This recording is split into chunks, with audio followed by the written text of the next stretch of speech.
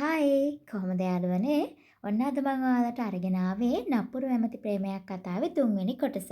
ඉතින් කතාව කියවලා කමෙන්ට් එකක් දාගෙන යන්න අමතක කරන්න එපා.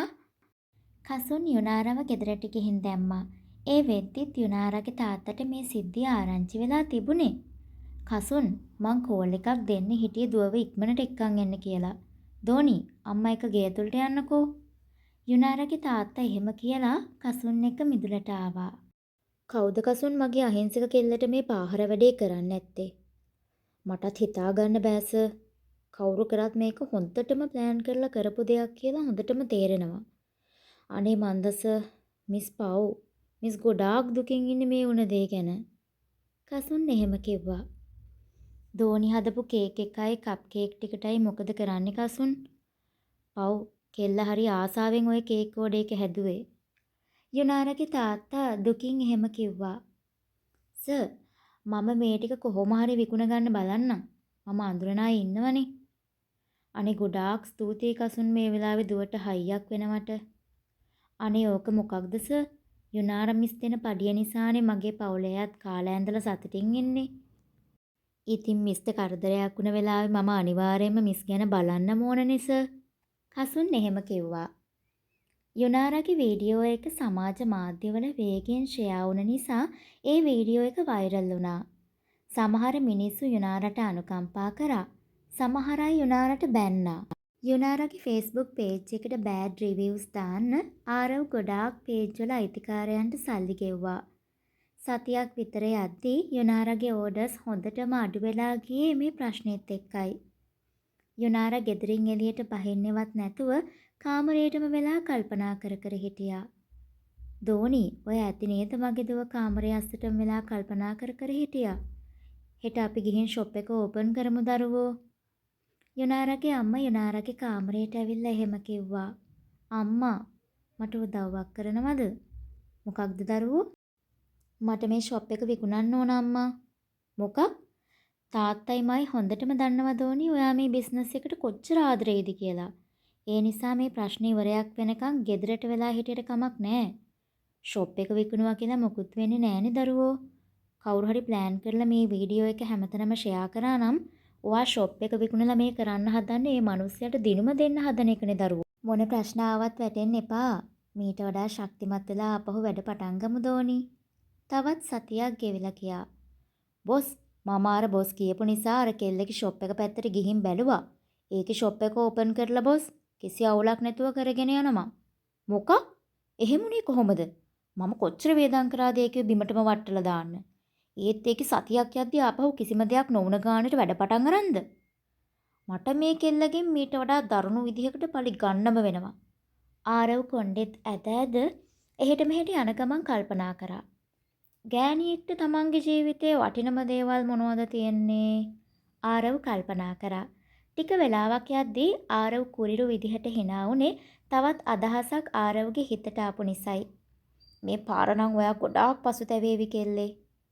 ආරව් එයාගේ ඔක්කොම මැර කොල්ලෝ ටික ගෙන්නවා. ඊට පස්සේ ආලට උපදෙස් ගොඩාක් දුන්නා. කියපු දේවල් තේරුණානේ. ඒ විදිහටම වෙන්න ඕන. උඹ ඒකේ කඩේ ගාව ඉඳන් බලන්න ඕන හැමදාම එන්නේ කීයටද යන්නේ කීයටද කියලා. හරි බොස්. මම ගානට බලලා නිවුස් එක දෙන්නම්කෝ. මම උඹව විශ්වාස කරනවා මේ ගේම් එකේ වැදගත්ම කොටස කරන්නේ උඹ. ආරව්වේ ගෝලයාගේ පිටට තට්ටුවක් දාන ගමන් කිව්වා. අනිත් අයටත් මම කිව්ව දේවල් මතකයිනේ. පුංචිම මිස්ටේක් එකක්වත් වෙන්න බෑ. හරි බොස්. මීට කලිනුත් අපි බොස්ගේ ගේම් මල කරලා නෑනේ.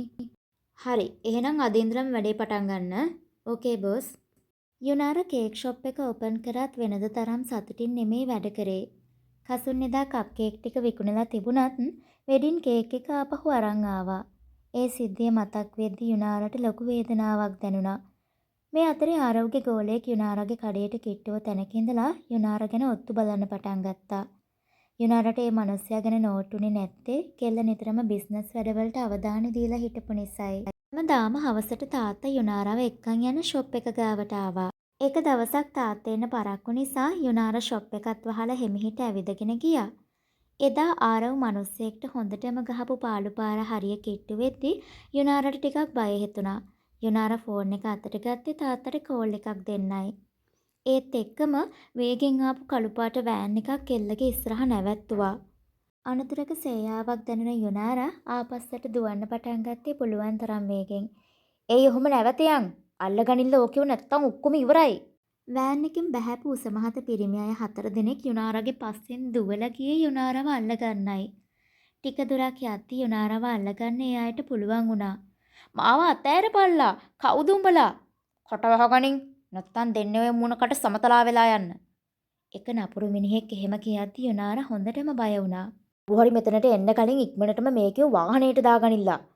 යුනාරා වෑන් එකට දාගත්ත මැරියෝ ටික වාහනේත් හරවගෙන වේගෙන් ගියා. යුනාරා වෑන් එකේදී කෑ ගහන්න ගත්ත නිසා එක මිනිස්සෙක් ක්ලෝරෝෆෝම් ගාපු ලේන්සුවක් යුනාරාගේ මූණට තියලා තද කරා. යුනාරාට සිහිය නැති වුණා. "මාර ලස්සන කෙල්ලෙක් නේද බං?" "ලස්සනයි තමයි. හැබැයි අනවශ්‍ය විදිහට අතක්වත් තියන්න එපා. ඒක බොස් කියලාමයි එව්වේ. උඹලා දන්නවනේ බොස් ඔය ගෑනුන්ගේ සබ්ජෙක්ට් එකේ නැහැ කියලා." මට පුදුම මේ කෙල්ල වරන් එන්න කියපු එක ගැන. ඒකත් සර්ගේ අලුත්ම ඇපාර්ට්මන්ට් එකට. අපි ගිහිල්ලාම බලමුකෝ. මේ අතරේ යුනාරාගේ තාත්තා යුනාරා නැති නිසා කලබල වෙලා හැමතැනම යුනාරාව හෙව්වා. යුනාරාගේ ෆෝන් එකට කෝල් ගත්තත් ෆෝන් එක ඕෆ් කරලායි තිබුණේ. අනේ මගේ කෙල්ලට කරදරයක්වත්ද? තාත්තා හොඳටම බය වෙලා කල්පනා කරා. ගෙදරටත් ගිහින් බලමු. මං පරක්කු නිසා දෝනි වීල් එකකවත් ගෙදර ගියාද දන්නේ නෑනේ. යුනාරා අමාරුවෙන් වගේ ඇස්සැරියා. එක පාරටම එයාට පෙනුනේ සුදු පාට සිවිලිමකුයි ෆෑන් එකකුයි. "මං මේ කොහෙද ඉන්නේ?" කෙල්ල වටපිට බැලුවා. එතකොටම තමයි යුනාරට මැරියෝ ටිකක් ඇවිල්ලා තමන්ව වෑන් එකට දාගත් එක මතක් වුණේ. "අනේ දෙයියනේ, උන් මට කරදරයක්වත් කරාද?" යුනාරා ඇඳක් උඩ තමයි ඒ වෙලාවේ හිටියේ. ඒ නිසා කෙල්ල තවත් බය වුණා. යුනාරා ඇඳෙන් ඉක්මනටම බැහැලා වහලා තියෙන දොරට හයියෙන් තට්ටු කරන්න ගත්තා. "කවුරුවත් නැද්ද? අනේ මාව බේරගන්නකෝ." යුනාරා හයියෙන් කෑ ගැහුවා. ආරව් ඒ වෙලාවේ තමන්ගේ ගෝලයෝ ටිකත් එක්ක කතා කරන ගමන් හිටියේ. රාජකුමාරිය හැරිලා වගේ. මං පොඩ්ඩක් බලලා එන්නම්. උඹලට කෑම ඕඩර් කරලා ගෙනාවා. කාලා හිටපල්ලා. මං අර කුමාරිකාවගේ රැස් බස්සලා එන්නම්කෝ." ආරව් කටකොණකින් hina වෙලා එහෙම කියලා ගියා. එක පාරටම රූම් එකේ දොර ඇරගෙන ආරව් වෙද්දි යුනාරාගේ ඇස් ලොකු වුණා. ඔයා?" "ඔව් මම තමයි. මාව මතකද?" "ඔව් ඇමතිතුමානේ මම මතකයි." "ඔයාද මාව මෙහෙට අරන් ආවේ? ඒත් ඇයි?" "මං අරන් ආවේ මට ඕන නිසා." "එහෙම කරන්නේ කොහොමද ඇමතිතුමා? මං ගෙදර යන ගමන් හිටියේ. ගෙදර අයත් හොඳටම බය වෙලා ඇත්තේ." යුනාරා එහෙම කිව්වා. ආරව් යුනාරා ළඟට එද්දි යුනාරා පස්සෙන් පස්සට ගියේ ආරව්ට බය නිසාමයි. යුනාරා බිත්තිය හැපිලා නතර වුණා. ආරව් යුනාරාගේ ඔරහිස් දෙකෙන් අල්ලගෙන මූණට පහත් වුණා. "කට වැඩි තමුසෙගේ. ආයේ ඔය වගේ මට කතා කරොත් තමුසෙගේ සුදු මූණ කළු කරලා දානවා. තේරුණාද?" තේරුණා. "අනේ මාව ගෙදර යවන්නකෝ. අනේ ආරව් ප්ලීස්."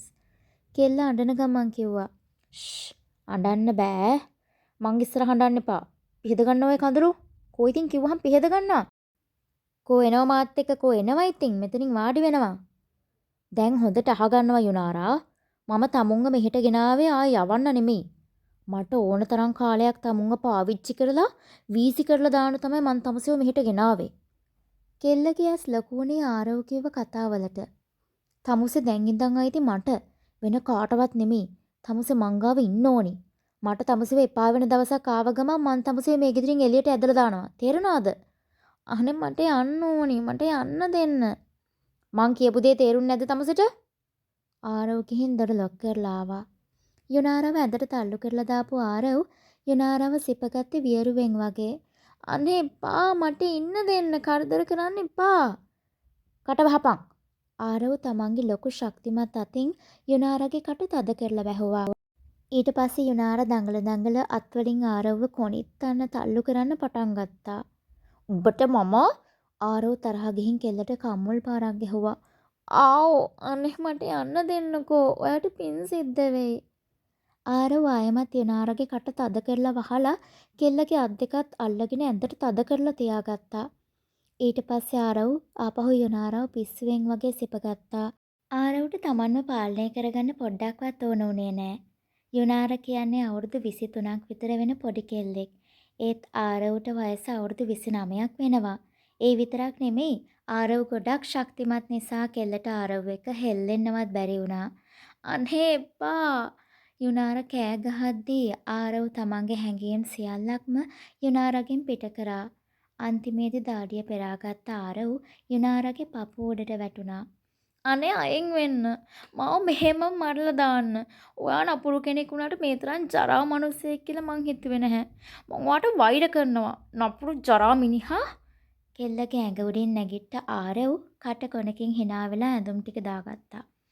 දැන් තමුන් මගේ වෙලා ඉවරයි. තේරුණාද? නීතියෙන් මගේ නොවුනත් තමුන් මගේ වෙලා ඉවරයි.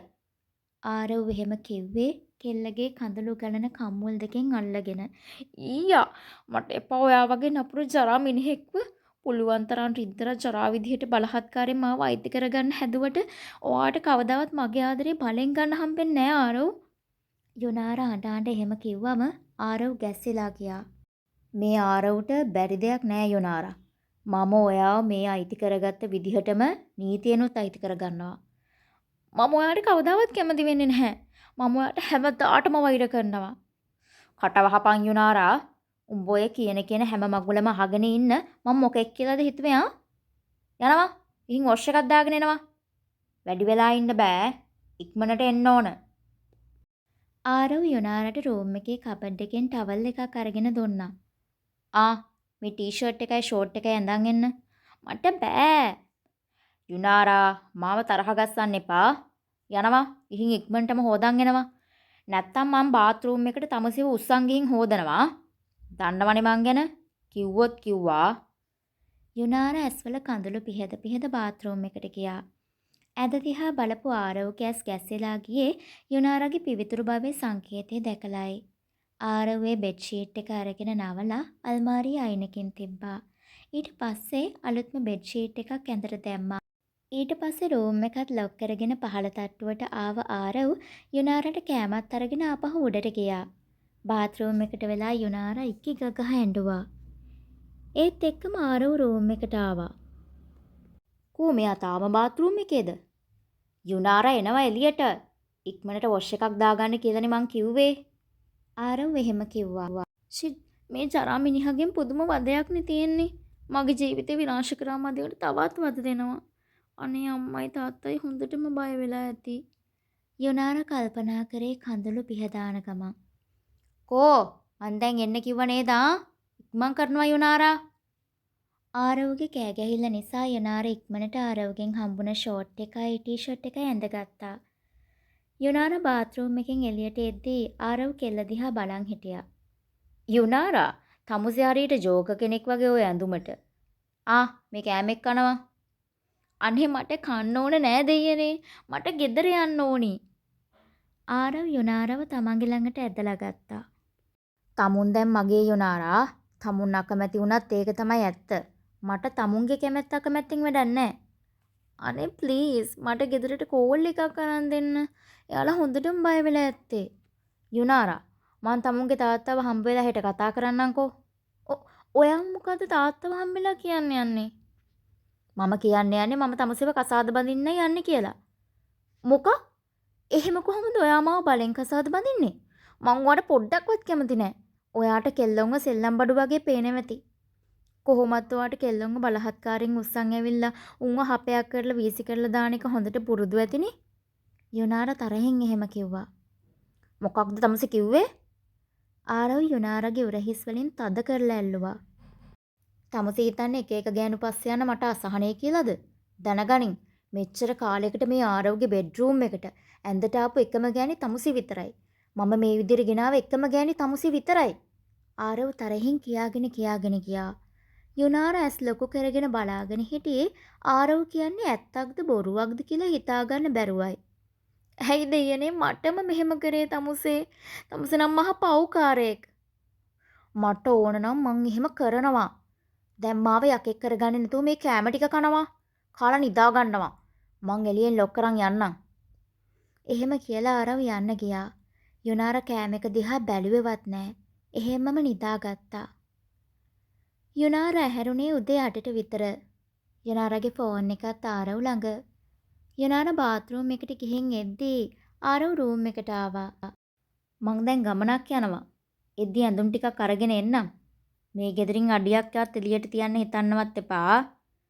මම කොහොමත් මේ රූම් එක ලොක් කරගෙන යන්න ඉන්නේ. තඹුස රෑ කෑම එක කාලත් නෑනේ. උදේට කන්න යසෝම කිරිබත් හදලා තියෙනවා. මම මෙතනට අරන් එන්න කියන්නම්. මට ඕවා මුකුත් එපා දෙයියනේ. මට ගෙදර යන්න දෙන්නකෝ. මම දැන් සැරයක් කිව්වනේ යුනාරා.